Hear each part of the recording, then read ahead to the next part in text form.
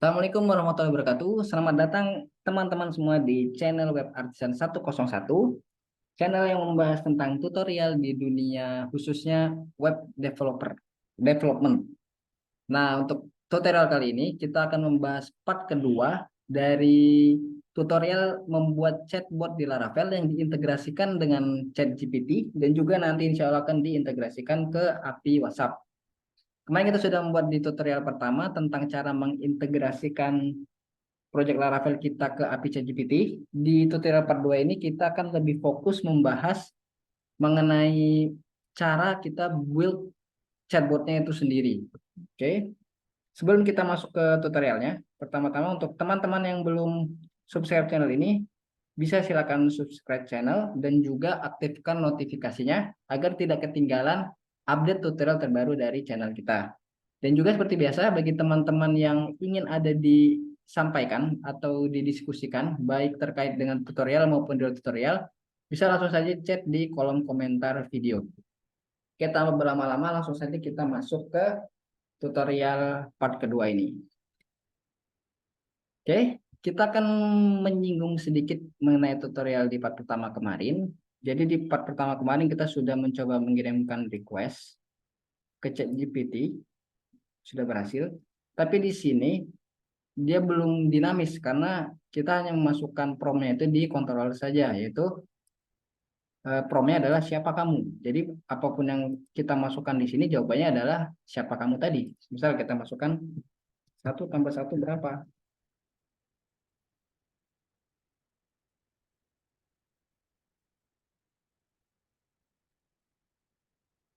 Oke, dia sudah. Nah, dia akan tetap menjawab jawaban dari siapa kamu. Saya adalah chatbot yang dibangun oleh OpenAI bla bla bla bla bla bla bla.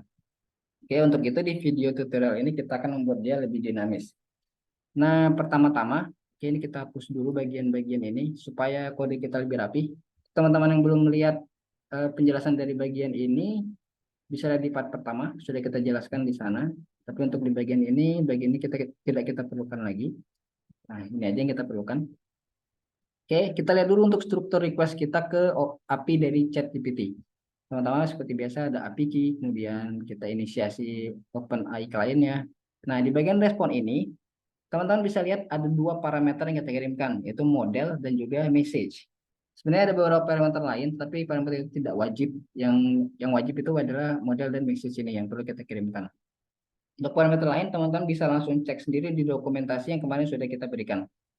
Nah, di sini kalau kita lihat strukturnya, jadi di model ini dia menentukan model apa yang ingin kita gunakan untuk platform untuk chat fitur chat di proyek kita. Kalau di sini yang kita gunakan adalah GPT 3,5 Turbo dan ini juga model yang paling canggih yang bisa kita gunakan di API. Untuk yang GPT 4 sendiri, setahu saya belum bisa kita gunakan di API. Kemudian kalau kita lihat di parameter message, di sini teman-teman bisa lihat bentuk parameter requestnya itu adalah berupa multidimensional array.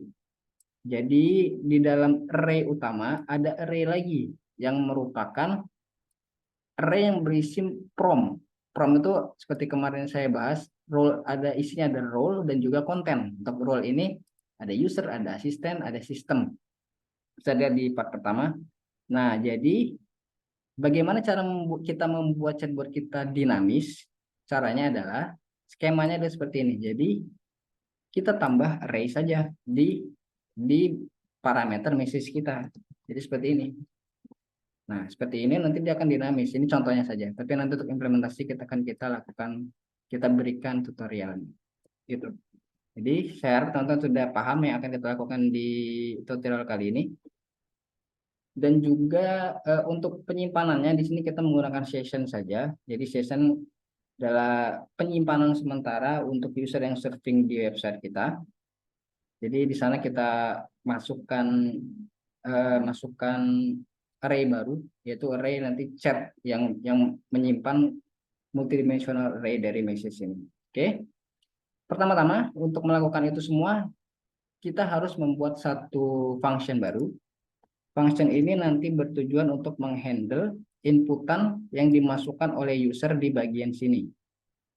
Nah, jadi inputan yang merupakan pesan chatnya yang dikirimkan ChatGPT, untuk itu kita perlu menghandle inputan masuk tersebut. Sini kita buat function baru.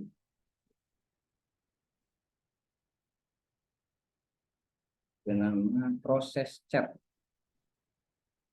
Oke, jangan lupa masukkan package request untuk menghandle request masuknya.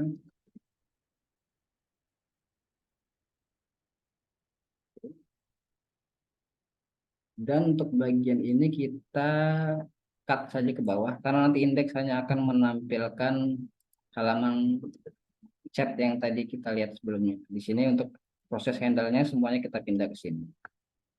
Gitu. Nah, skemanya seperti tadi. Untuk langkah-langkahnya itu sebagai berikut.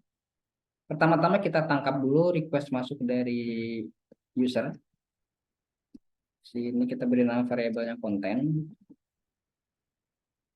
Tangkap request masuknya.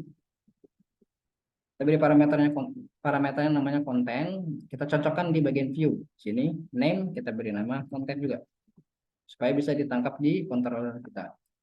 Setelah itu, seperti yang tadi saya jelaskan, kita akan menggunakan session sebagai penyimpanannya. Penyimpanan multidimensional array kita ini, semuanya ini akan kita simpan di dalam session. Untuk itu, kita panggil dulu sessionnya. Caranya sebagai berikut. Kita simpan di variabel konteks. Ini kita panggil sessionnya. Misal untuk penyimpanan nanti akan kita beri nama sessionnya chat misalnya. Chat. Ini cara untuk memanggil session yang kita simpan dengan nama chat nantinya. Tapi untuk jaga-jaga semisal user itu baru pertama kali masuk, jadi session chat ini belum tersimpan karena nanti penyimpanannya kan kita lakukan di bagian bawah kontrol di function bagian bawah function ini. Jadi kita jaga-jaga kita inisiasi saja multidimensional defaultnya. Sorry. Biasa masukkan role-nya.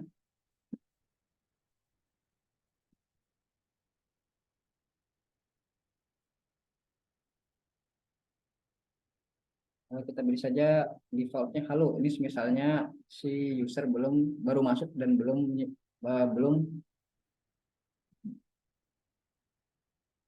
meng-save session untuk bagian chat ini. Tuh.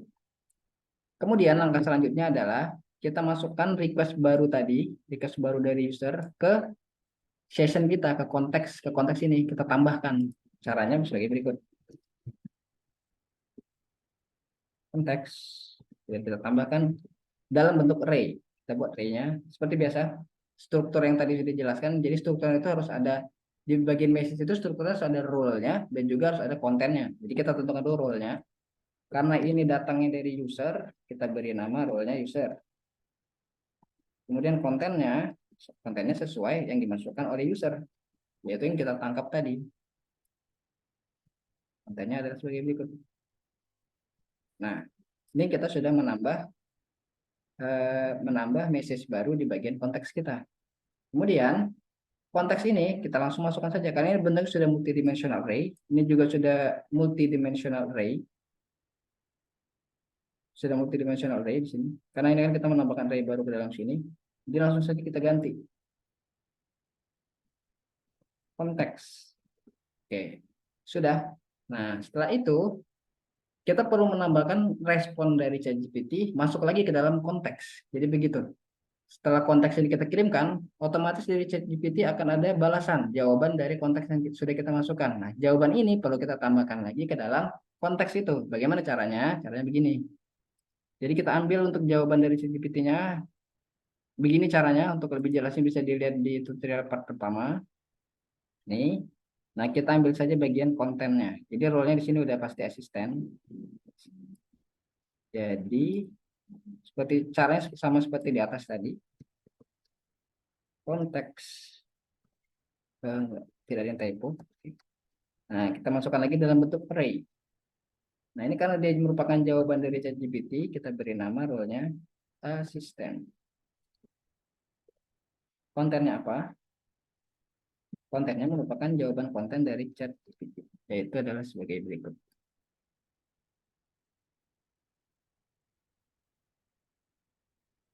Nah, lainnya kita hapus saja.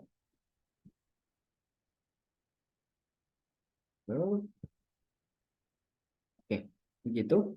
Kemudian ini sudah selesai untuk proses penambahan penambahan membuat lebih dinamisnya sudah selesai. Terakhir kita redirect saja.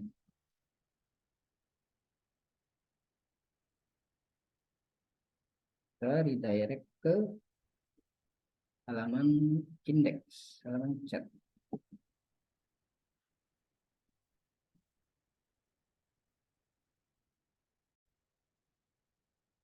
Redirect ke URL chat. Nah, cek dulu URL-nya. Oh ya, URL-nya chat benar di sini. Nah, kemudian di sini itu perlu kita handle lagi.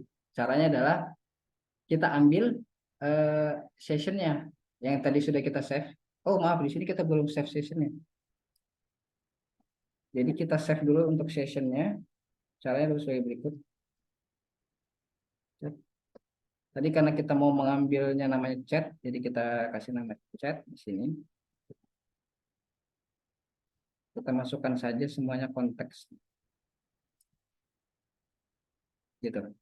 Oke, saya selesai untuk meng-save sessionnya. Gitu. Session ini nanti akan kita panggil di bagian indeks.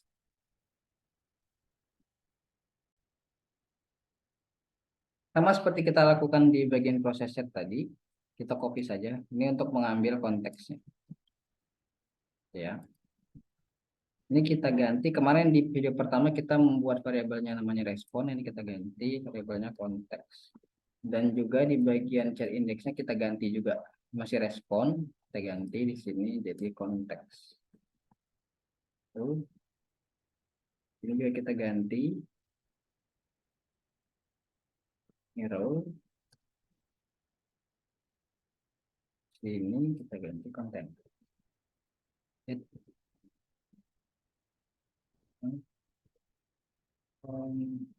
Ya.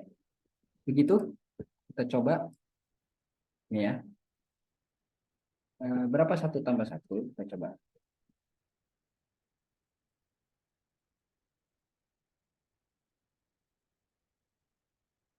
Oh masih yang tadi. Lalu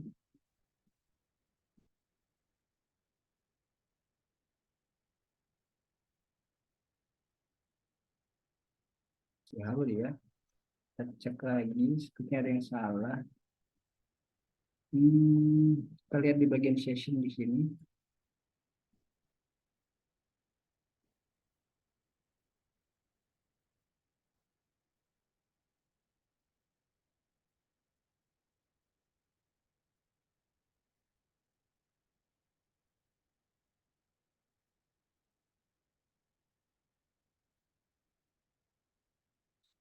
Nah,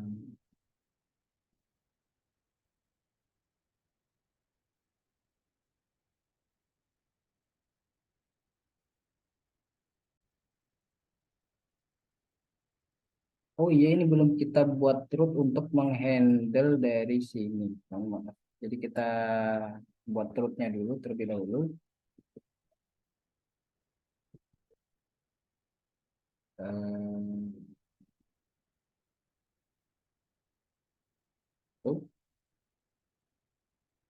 oke, post chat.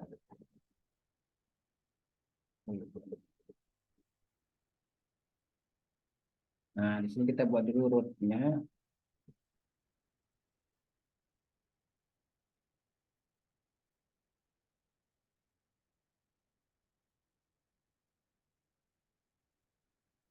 Kemudian tadi kita beri nama ininya adalah proses chat.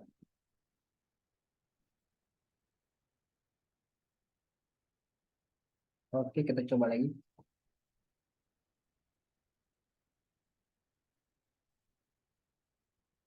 1 tambah 1 berapa?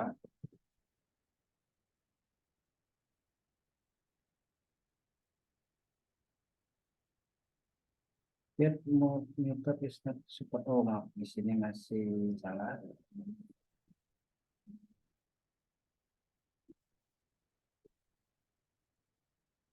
Post, oh ya, di sini juga belum ada token CSS.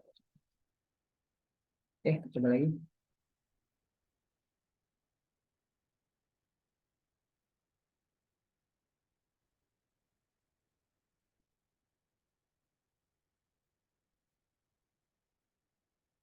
Oh maaf, ada typo sepertinya. Oh, di sini typo. Oke.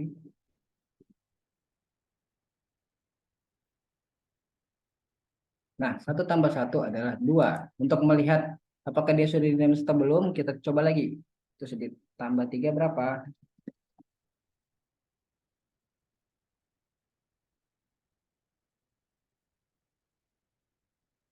Tambah tiga berapa? Jika kita tambah tiga dengan sebelumnya, maka hasilnya adalah lima. Nah, ini kita sudah bisa lihat chatbot kita sudah dinamis. Jadi itu sudah seperti mengalir seperti percakapan pada umumnya. Tuh. Oke. Untuk langkah selanjutnya tadi karena saya bilang kita mau buat, kita akan menambahkan konteks di depannya sebelumnya. Jadi supaya konteksnya bisa diakses oleh user di web, kita buat lagi di sini function baru yang intinya adalah khusus untuk mengedit konteks awalnya, ya.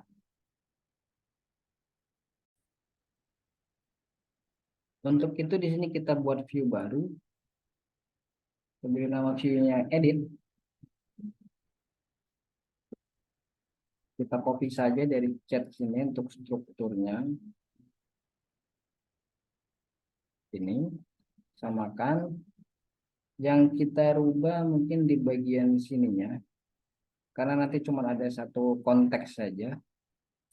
Jadi di sini kita beri nama misalnya.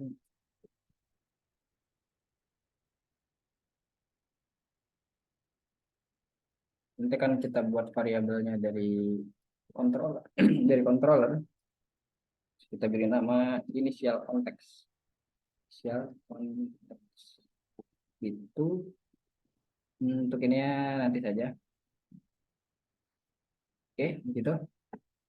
Kemudian di chat controller kita buat function baru yaitu function untuk mengarahkan ke view edit tadi. Beri nama functionnya edit context.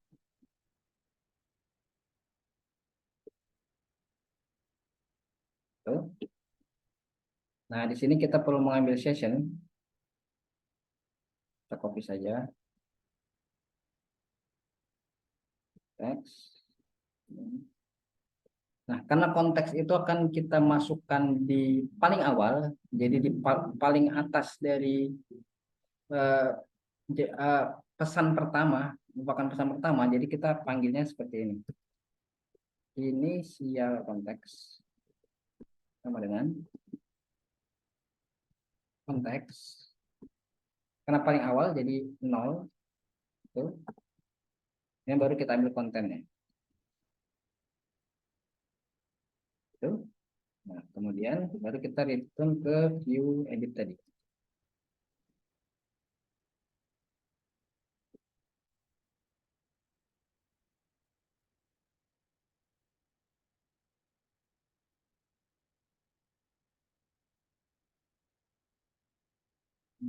Jangan lupa kita tambahkan di root.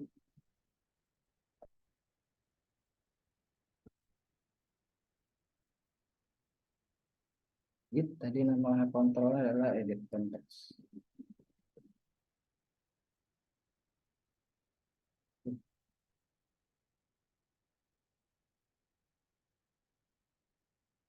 Ini pertama kita hapus saja.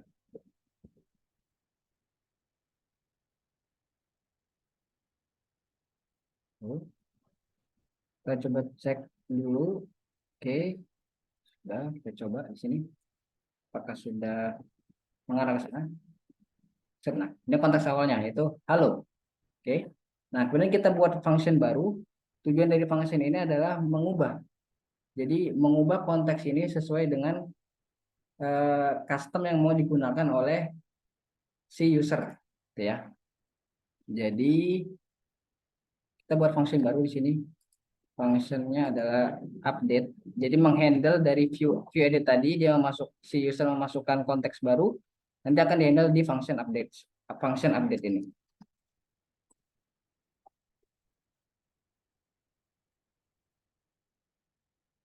Update konteks.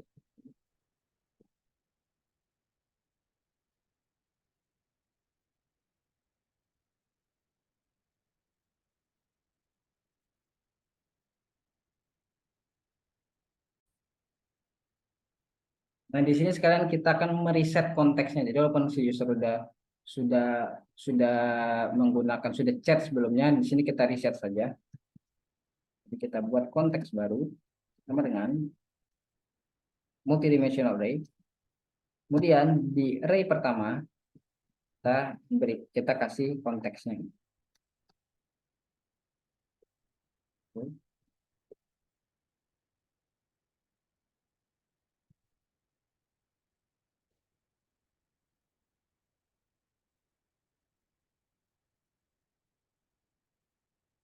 Nah, kita lihat kita sudah sama untuk di sini konten ya sudah sama. Sama. Dan kita simpan di session.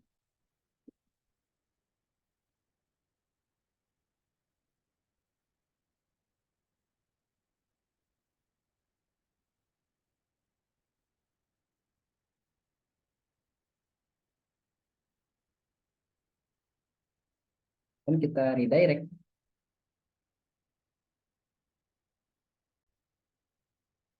Kita redirect ke URL edit lagi.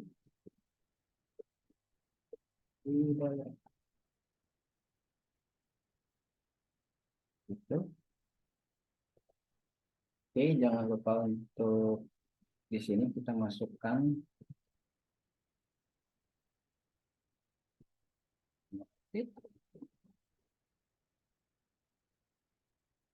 yang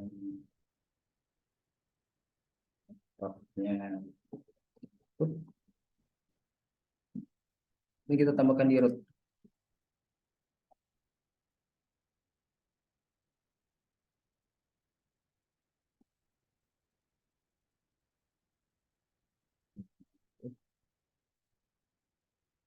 Mungkin tadi kita beri namanya update konteks. Konteks. Oke, kita coba. Ini URL edit. Kita coba. Kamu adalah seorang koki. Misalnya gitu. Coba dulu. Nah, ini untuk ini sudah konteksnya sudah terubah. Kemudian kita coba di chat.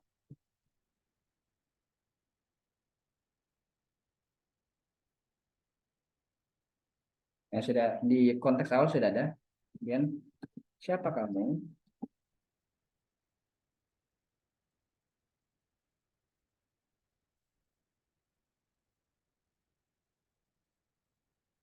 Nah, ini kita harus terkadang kita harus membuat lebih detail untuk prompt awalnya atau konteks awalnya supaya dia bisa menuruti customisasi yang kita inginkan. Ya, misalnya mulai sekarang kamu akan bertindak sebagai seorang koki. Apabila ada yang bertanya, maka jawablah saya seorang koki. Saya seorang koki dan jawablah pertanyaan mereka bagaimana seorang koki akan menjawabnya. So, submit. Oke, dan kita balik lagi ke chat. Tanya lagi, siapa kamu?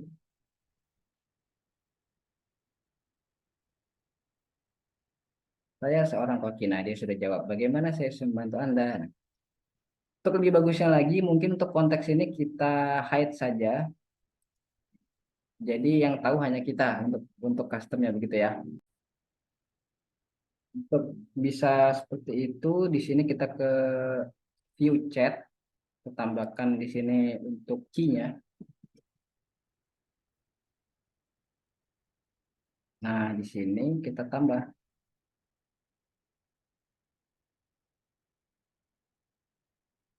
if key tidak sama dengan 0,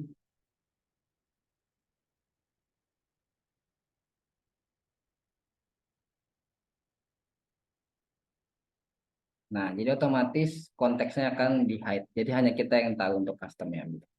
Nah, setelah itu di sini kita bisa mengcustom sesuai yang kita mau. Bisa mau mulai sekarang, misalnya kamu bertindak sebagai marketing perusahaan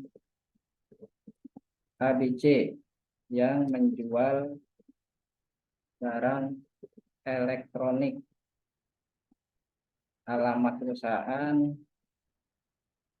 di Surabaya dan sebagainya. Itu untuk kegunaannya nanti. Sini, ya, ini kita balik ke menu chat. Misal user bertanya, selamat pagi, saya mau bertanya.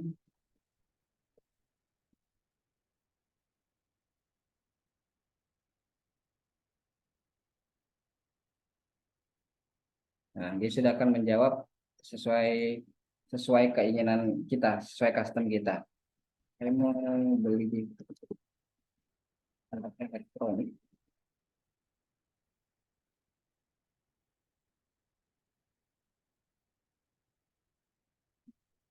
gitu ya.